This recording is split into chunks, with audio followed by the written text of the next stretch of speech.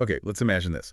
A country, a major global player, decides to buy a very specific, very advanced missile defense system.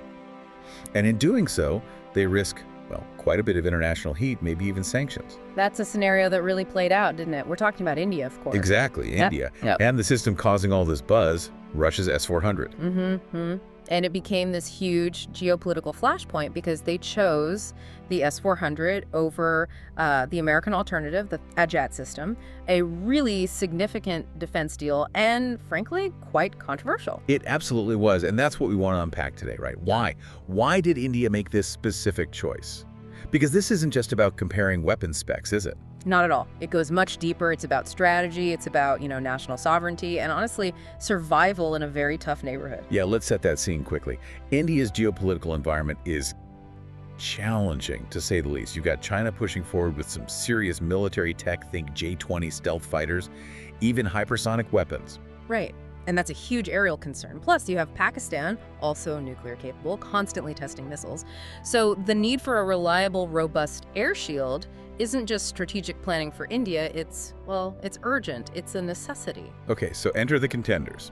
On one side, Russia's S-400 Triumph. People call it Russia's crown jewel of air defense, right? That's a fair description. Highly sophisticated. And on the other side, America's TAA Terminal High Altitude Area Defense, known for hitting ballistic missiles way up high, used by quite a few U.S. allies. So two very capable systems, but Yep. different. Let's maybe break down those technical differences. How do they actually, work differently? Okay, let's try. Think of the S-400. Think of it like a layered defensive dome. It's designed to handle, I believe, up to 36 targets at the same time. 36. Wow. Yeah, and it has a really long reach. We're talking up to 400 kilometers out. But the key thing is its versatility. It's built to shoot down a whole range of things. Fighter jets, drones, cruise missiles, even stealthy aircraft, and importantly, those emerging hypersonic threats. Okay, so it's kind of an all-purpose air defender. What about THAAD then? How does that compare? THAAD is much more specialized. Think of it as a surgical killer, maybe? Its main job, its raison d'etre, is to intercept ballistic missiles high up during their terminal phase, basically as they're coming down towards the target. Okay, so very specific mission. Very specific. It's incredibly accurate at that job, but its range is shorter, maybe around 200 kilometers, and its focus really is on ballistic missiles, less so on, say, low-flying cruise missiles or jets. So, if we were to use an analogy, that is maybe like a highly trained sniper zeroed in on one type of very dangerous target. That's a good way to put it. Precise, but focused. Whereas the S-400, Okay. well, it's more like having an entire defense army covering the airspace, ready for different kinds of attacks from different directions. Versatile, wide-ranging. Okay, that makes the difference much clearer. So knowing that, let's get into the why. Why did India go for the defense army, the S-400 over the sniper? What was the strategic thinking? Well, that versatility we just talked about was probably the biggest factor. As we mentioned, India's threats aren't just ballistic missiles. They worry about advanced jets, like China's fifth-gen fighters, drones becoming ubiquitous, cruise missiles. Right, the whole spectrum. Exactly. The S-400 covers all those bases in a way that THAAD, being more specialized, just doesn't. It offered a more comprehensive answer to India's specific, varied threat perception. That seems logical. Prepare for everything you might face, not just the biggest potential boom.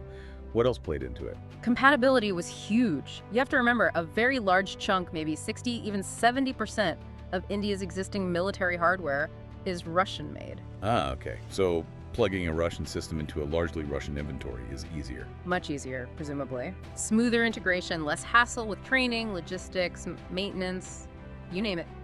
Bringing in THAAD, a U.S. system, would likely mean needing a whole support structure around it. Maybe other U.S. systems like Aegis or Patriot to make it all work together seamlessly.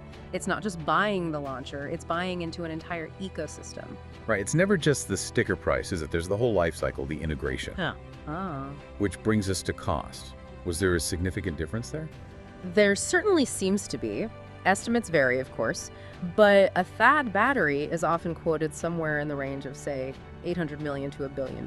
And that might not even include all the long-term support costs. $1 billion per battery. Okay, yeah. The S-400 is generally estimated to be cheaper per unit, maybe around $500 million or so. Plus, crucially, it's often seen as being better able to operate effectively as a standalone system, which can also impact the overall cost and complexity.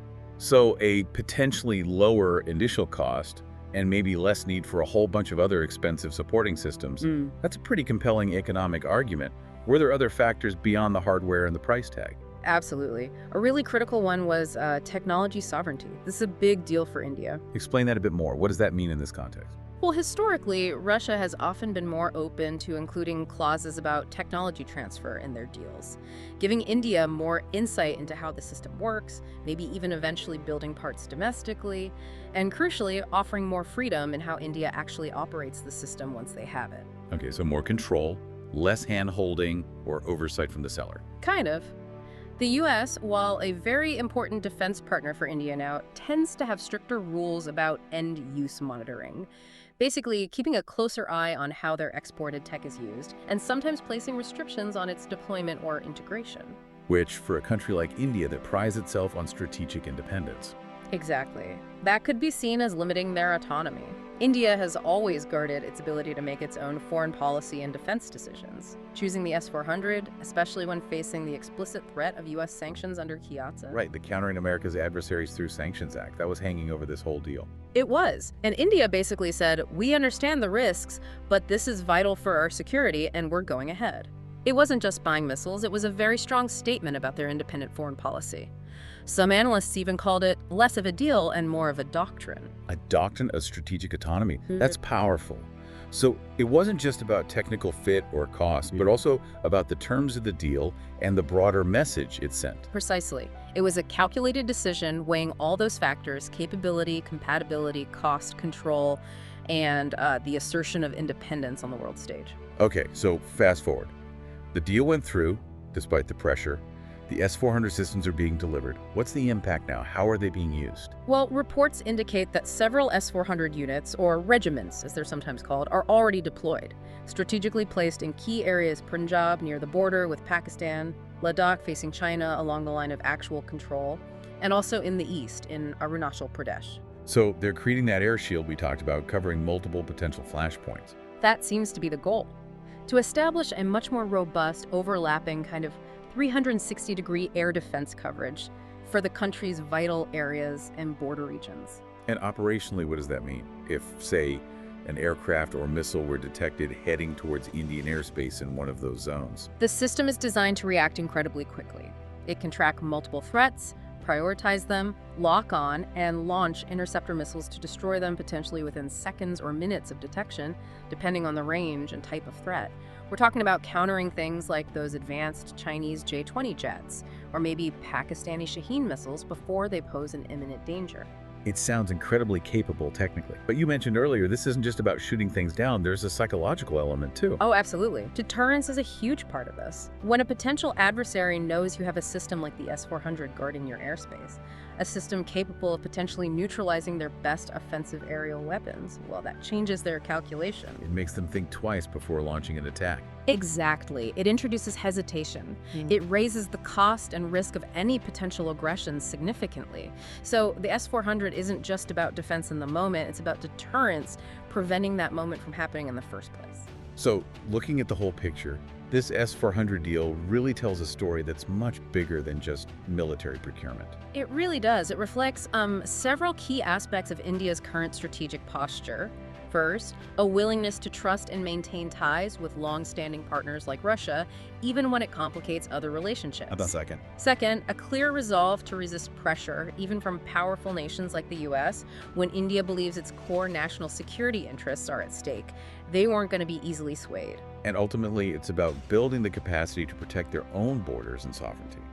At its heart, yes, it's about building a credible defense posture that allows India to safeguard its territory and its interests in what is undeniably a complex and often volatile region. So you said earlier it was a statement, a doctrine. Maybe it's fair to say the S-400 is more than just a missile system. It's a message. I think that's absolutely right. It sends different messages to different audiences. Okay, let's break that down.